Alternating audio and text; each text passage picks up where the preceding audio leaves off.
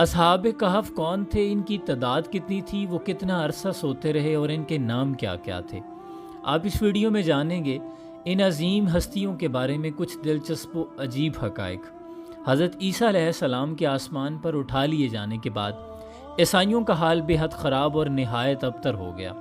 لوگ بت پرستی کرنے لگے اور دوسروں کو بھی بت پرستی پر مجبور کرنے لگے۔ خصوصاً ان کا ایک بادشاہ دقیانوس تو اس قدر ظالم تھا کہ جو شخص بت پرستی سے انکار کرتا تھا یہ اس کو قتل کر ڈالتا تھا۔ اصحاب کہف شہر افسوس کے شرفاء تھے جو بادشاہ کے معزز درباری بھی تھے، مگر یہ لوگ صاحب ایمان اور بت پرستی سے انتہائی بیزار تھے۔ دقیانوس کے ظلم و جبر سے پریشان ہو کر یہ لوگ اپنا ایمان بچانے کے لیے اس کے دربار سے بھاگ نکلے اور قریب کے پہاڑ میں ایک غار کے اندر پناہ گزین ہوئے اور سو گئے۔ تو 300 برس سے زائد عرصے تک اسی حال میں سوتے رہ گئے، جس کا قرآن کریم میں بھی ذکر ہے۔ دقیانوس نے جب ان لوگوں کو تلاش کرایا اور اس کو معلوم ہوا کہ یہ لوگ غار کے اندر ہیں تو وہ بے حد ناراض ہوا اور فرط غیظ و غضب میں یہ حکم دے دیا کہ غار کو ایک سنگین دیوار اٹھا کر بند کر دیا جائے تاکہ یہ لوگ اسی میں رہ کر مر جائیں اور وہیں غار ان لوگوں کی قبر بن جائے۔ مگر دقیانوس نے جس شخص کے سپرد یہ کام کیا تھا وہ بہت ہی نیک دل اور صاحب ایمان آدمی تھا۔ اس نے اصحاب کہف کے نام، ان کی تعداد اور ان کا پورا واقعہ ایک تختی پر کندہ کر کے تانبے کے صندوق کے اندر رکھ کر دیوار کی بنیاد میں رکھ دیا اور اسی طرح کی ایک تختی شاہی خزانہ میں بھی محفوظ کروا دی۔ کچھ دنوں کے بعد دقیانوس بادشاہ مر گیا اور سلطنتیں بدلتی رہی، یہاں تک کہ ایک نیک دل اور انصاف پرور بادشاہ جس کا نام بیدروس تھا تخت نشین ہوا، جس نے 68 سال تک بہت شان و شوکت کے ساتھ حکومت کی۔ اس کے دور میں مذہبی فرقہ بندی شروع ہو گئی اور بعض لوگ مرنے کے بعد اٹھنے اور قیامت کا انکار کرنے لگے۔ قوم کا یہ حال دیکھ کر بادشاہ رنج و غم میں ڈوب گیا اور وہ تنہائی میں ایک مکان کے اندر بند ہو کر خداوند قدوس عز و جل کے دربار میں نہایت بے قراری کے ساتھ گریہ وزاری کر کے دعائیں مانگنے لگا کہ یا اللہ عز و جل کوئی ایسی نشانی ظاہر فرما دے کہ تاکہ لوگوں کو مرنے کے بعد زندہ ہو کر اٹھنے اور قیامت کے یہ دن کا یقین ہو جائے۔ بادشاہ کی یہ دعا مقبول ہو گئی اور اچانک بکریوں کے ایک چرواہے نے اپنی بکریوں کو ٹھہرانے کے لیے اسی غار کو منتخب کیا اور دیوار کو گرا دیا۔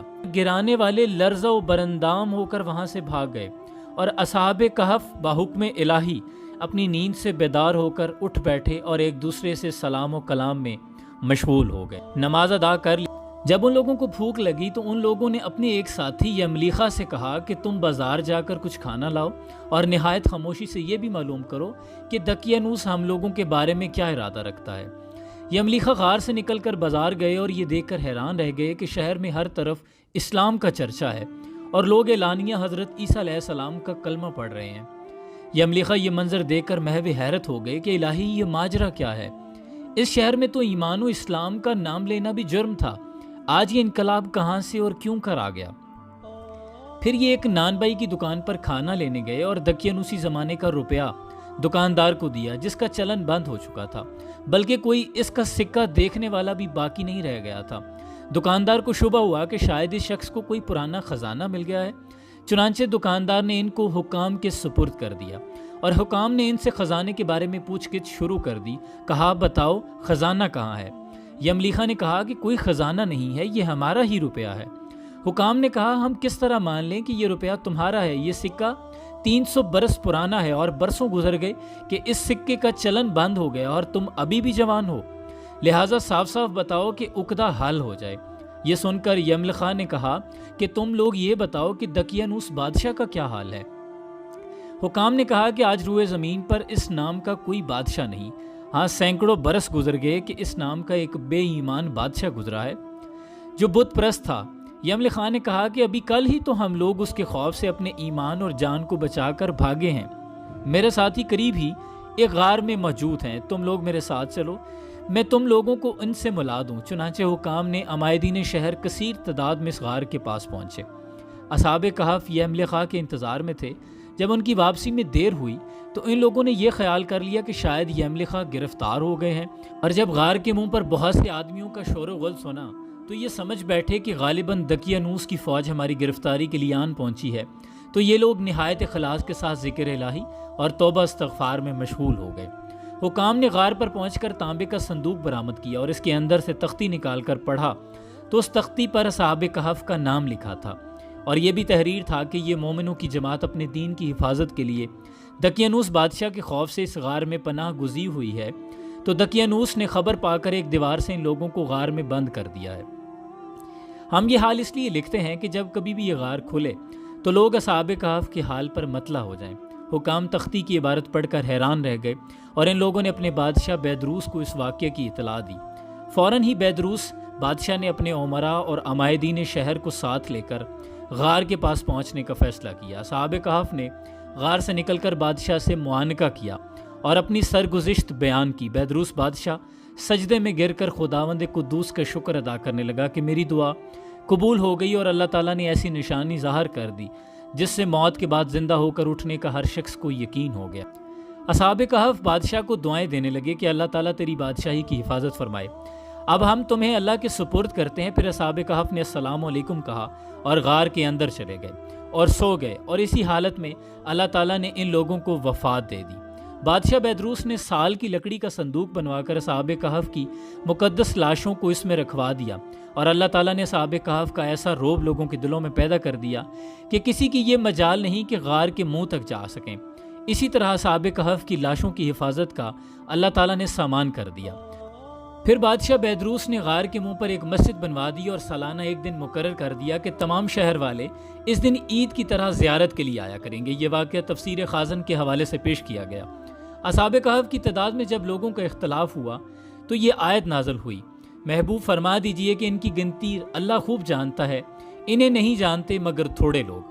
ان میں سے کچھ کہیں گے کہ ان کی تعداد 3 تھی اور چوتھا ان کا کتا تھا، اور کچھ کہیں گے کہ ان کی تعداد 5 تھی اور چھٹا ان کا کتا تھا، کچھ کہیں گے کہ وہ 7 ہیں اور 8واں ان کا کتا ہے۔ آپ کہہ دیجئے کہ ان کی تعداد کو اللہ خوبی جانتا ہے اور بہت کم لوگ جانتے ہیں، پس ان کے مقدمے میں صرف سرسری گفتگو کیا کرو۔ حضرت عبداللہ بن عباس رضی اللہ تعالیٰ عنہ نے فرمایا کہ میں انہی کم لوگوں میں سے ہوں جو اصحاب کہف کی تعداد کو جانتے ہیں۔ پھر آپ نے فرمایا کہ اصحاب کہف کی تعداد 7 ہے اور 8واں ان کا کتا ہے۔ یہ تفسیر ساوی میں درج ہے۔ قرآن کریم میں اللہ تعالیٰ نے سورہ کہف میں فرمایا، کیا تمہیں معلوم ہوا کہ پہاڑ کی کھو اور جنگل کے کنارے والے ہماری ایک عجیب نشانی تھے؟ جب ان نوجوانوں نے غار میں پناہ لی پھر بولے، اے ہمارے رب ہمیں اپنے پاس سے رحمت دے اور ہمارے کام میں ہمارے لیے راہیابی کا سامان کر۔ تو ہم نے اس غار میں ان کے کانوں پر گنتی کے کئی برس تھپکا، پھر ہم نے انہیں جگایا کہ دیکھیں 2 گروہوں میں کون ان کے ٹھہرنے کی مدت زیادہ ٹھیک بتاتا ہے۔ ہم نے ان کا ٹھیک ٹھیک حال تمہیں سنایا۔ کچھ جوان تھے جو اپنے رب پر ایمان لائے، ہم نے ان کو ہدایت بڑھائی۔ اس سے اگلی آیتوں میں اللہ تعالیٰ نے اصحاب کہف کا پورا حال بیان فرمایا جس کا تذکرہ اوپر ہو چکا ہے۔ اصحاب کہف کا نام، ان کے ناموں میں بھی بہت اختلاف ہے۔ حضرت علی رضی اللہ تعالیٰ عنہ سے روایت ہے کہ ان کے نام یہ ہیں: یملیخہ، مکشلینا، مشلینا، مرنوش، دبرنوش، شازنوش، اور 7واں چرواہا تھا جو ان لوگوں کے ساتھ ہو گیا تھا۔ حضرت علی رضی اللہ تعالیٰ نے اس کا ذکر نہیں فرمایا۔ اور ان لوگوں کے کتے کا نام قطمیر تھا، اور ان لوگوں کے شہر کا نام افسوس تھا، اور ظالم بادشاہ کا نام دقیانوس تھا۔ اور تفسیر ساوی میں لکھا ہے کہ اصحاب کہف کے نام یہ ہیں: میکسملینا، یملیخہ، تونس، نیونس، ساریونس، زونوانس، فلسطینس۔ یہ آخری چرواہے تھے جو راستے میں ساتھ ہو لیے تھے۔ ان لوگوں کے کتے کا نام قطمیر تھا۔ یہاں میں سورہ کہف میں ایک اور پوشیدہ اور روح فرساں حقیقت، دلچسپ حقائق آپ کی خدمت میں گوش گزار کرتا چلوں کہ سورہ کہف میں مذکور اصحاب کہف کا کتا اپنے دونوں بازوں کو پھیلائے کیوں بیٹھا رہا، جیسا کہ قرآن میں اللہ نے ارشاد فرمایا۔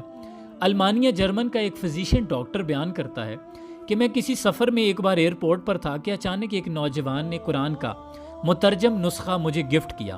میں نے اس کا دل رکھنے کے لیے تھینکس کرتے ہوئے لے لیا۔ اس کے سامنے سے اوجھل ہونے کے بعد اس کو کوڑے دان میں پھینک دوں گا، میرے دل میں یہی خیال تھا۔ تھوڑی دیر بعد وہ میری نظروں سے غائب ہو گیا۔ میری بھی فلائٹ کا وقت ہو چلا تھا اور میں جہاز میں بیٹھ گیا۔ سفر طویل تھا، اکتاہٹ کی وجہ سے ادھر ادھر پلٹی لی تو جیب میں کچھ وزن سا محسوس ہوا۔ نکالا تو وہی قرآن کا نسخہ تھا جسے میں کوڑے دان کی نظر کرنے والا تھا، پر بھول گیا۔ خیر دل میں خیال آیا، دیکھوں تو صحیح کیا ہے اس میں، کچھ وقت بھی گزر جائے گا۔ میں نے کھولا تو میرے سامنے سورہ کہف کھولی اور میں دھیرے دھیرے ورگردانی کرنے لگا۔